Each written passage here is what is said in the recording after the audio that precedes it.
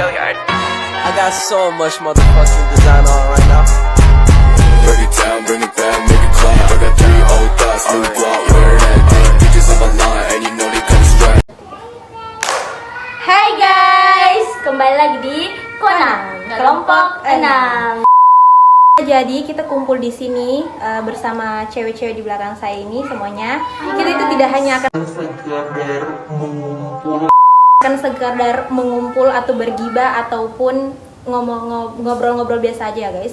Jadi kita ngumpul di sini tuh bakal ngebahas sebuah topik yang tentunya ini tuh berhubungan sama dunia pendidikan dan juga dunia teknologi. Nah, dan ini tuh benar-benar urgent banget untuk dibahas. Ini menurut aku ya, karena dimana kita kan sekarang hidup dimana semuanya tuh serba sosial media, teknologi, dan semua itu serba IT. Nah, itulah kenapa kita menyempatkan hadir untuk di sini membahas sebuah topik yang tidak hanya membahas tentang iptek aja, tapi juga membahas tentang dunia pendidikan. Nah, untuk itu sebelumnya gimana nih sama Uma? Menurutnya tuh topiknya ini tuh menarik atau urgent gak sih? Atau gimana gitu? Menurut gue tuh topik ini tuh menarik banget, terus urgent sih untuk kalangan kita sebagai mahasiswa yang apalagi jurusan kita ya, pendidikan. Penting banget ini karena kita butuh teknologi dan pendidikan untuk zaman sekarang. Yap, benar banget. Apalagi kan kalau anak pendidikan tuh butuh banyak sumber ya. Nah, dimana sumbernya itu sekarang tuh udah mudah banget untuk didapetin, apalagi dibantu sama yang namanya teknologi. Nah, untuk membahas lebih dalam nih guys, kita bakal bahas bersama teman-teman sekalian yang udah kita undang di sini. Jadi teman diskusi kita hari ini. Dan sebelumnya kita perkenalan dulu. Oke, pertama, Hai guys, gue Lira. Hai guys, gue Aska. Hai guys, gue Nadia. nah itu dia. Gimana kabarnya?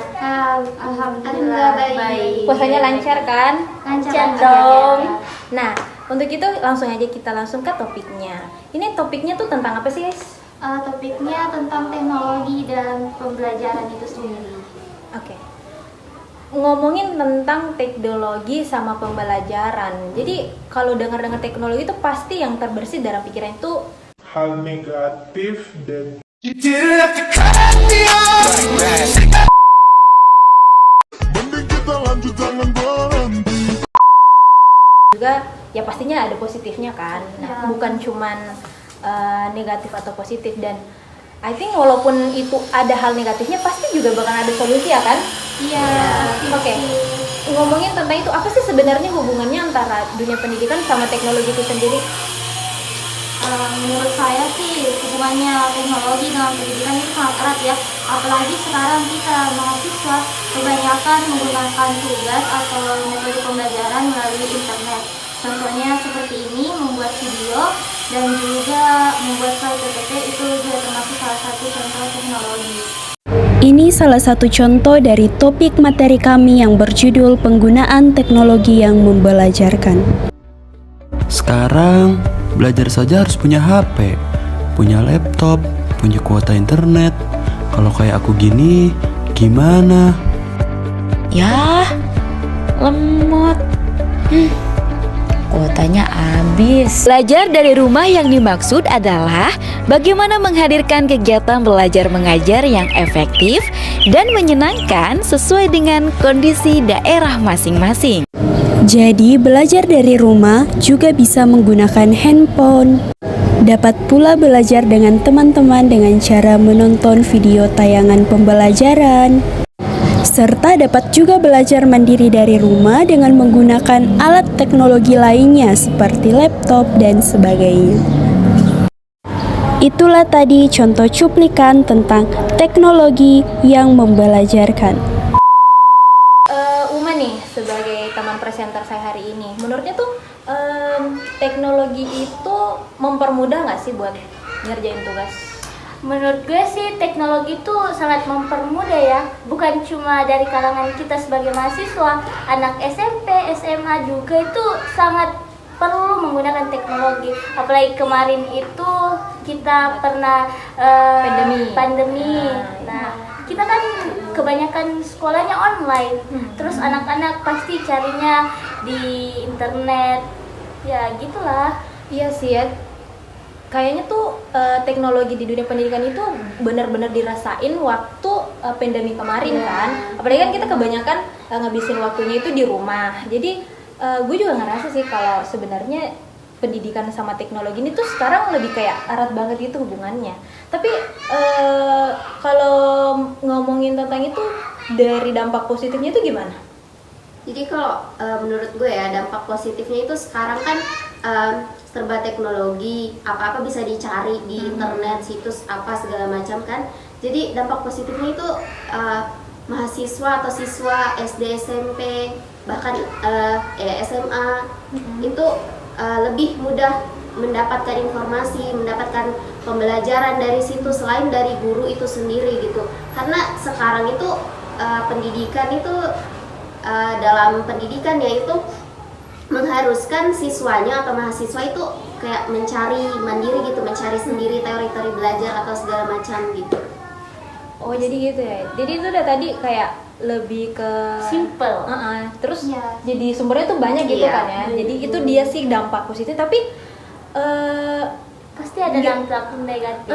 Gak jauh-jauh dari positif pasti ada negatif. Ya. Terus kalau misalnya dari gue sendiri ya, dampak positifnya sih bukan cuma itu doang. Karena kan kita tuh sekarang lebih kayak bisa ngerjainnya di mana aja. Walaupun misalnya kita online nih kan, kelas online. Ya walaupun kita nggak di rumah, itu pun bisa dilakuin di luar kan. Iya. Yang jelas kita bawa HP. Asalkan itu punya handphone, laptop atau terus networknya yang bagus. Jadi itu pun bisa mempermudah. Jadi bukan hanya membantu kita cari sumber, jadi ini juga bisa mempermudah urusan hidup kita gitu loh. Nah ngomongin tentang dampak positifnya pasti adalah dampak negatifnya, benar banget. Untuk dampak negatifnya sendiri dari sudut pandangnya Nadia itu gimana? Jadi kan selain dampak positif pasti ada dampak negatifnya. Dampak negatifnya itu seperti siswa sering malas belajar karena sudah terobsesi dengan gadgetnya ya. Seperti dia menyalahgunakan teknologi ini untuk hal-hal yang tidak baik.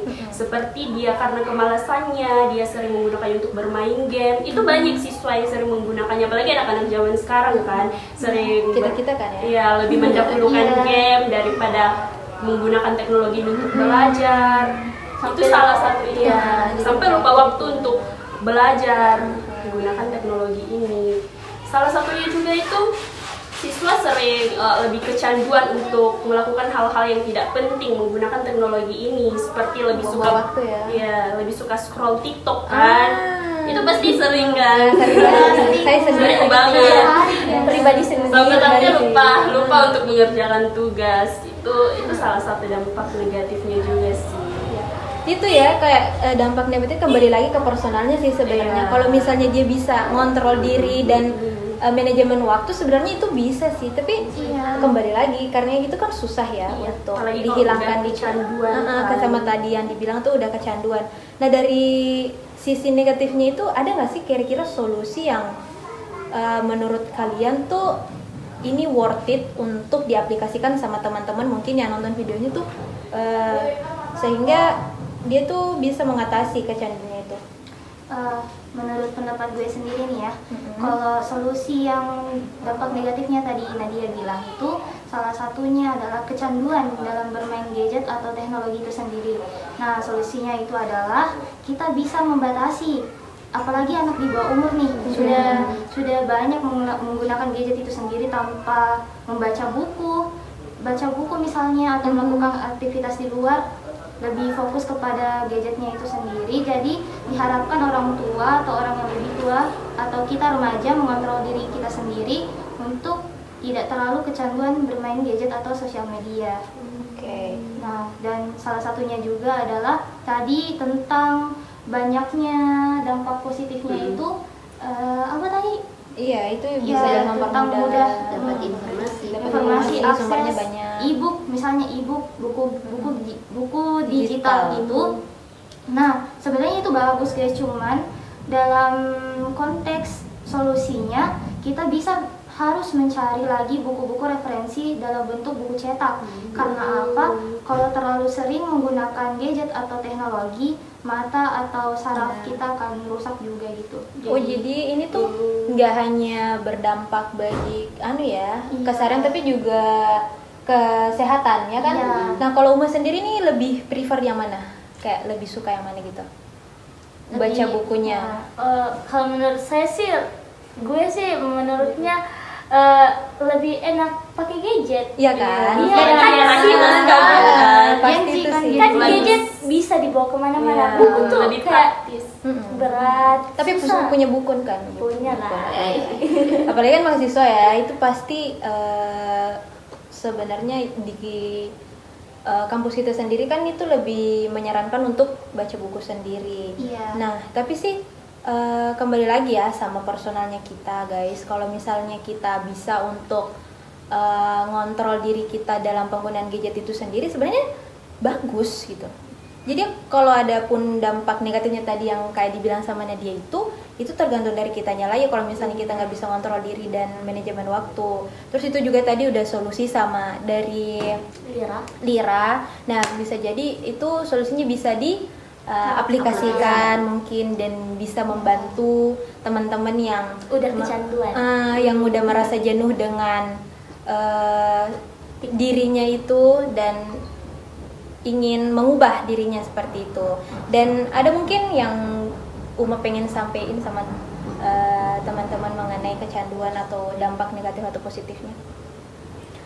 Menurut gue sih yang gue mau sampaikan itu kalian harus nggak boleh terlalu menggunakan gadget karena sudah dikatakan sama Lira bisa merusak mata dan banyak hal-hal yang nggak kita tahu ada dalam gadget. Iya. Jadi kan di situ juga banyak informasi-informasi yang belum tentu benar ya, kayak hoax gitu. Jadi kita harus benar-benar pintar ngefilter semua apa yang kita lihat dan apa yang kita saksikan di sosial media mungkin atau di berbagai platform. Jadi mungkin makasih ya guys udah menjadi teman diskusi kita di video kali ini, dan semoga video ini bermanfaat tentunya, dan bisa memberikan sedikit informasi buat kalian-kalian semua tentang dunia gadget, dunia teknologi, dan juga apa sih pentingnya sama dunia pendidikan. Nah mungkin itu aja dari saya. Kalau saya itu juga. Dan makasih. See you. Bye. See you. Apaan sih guys? Inilah lika-liku kami dalam membuat podcast ini.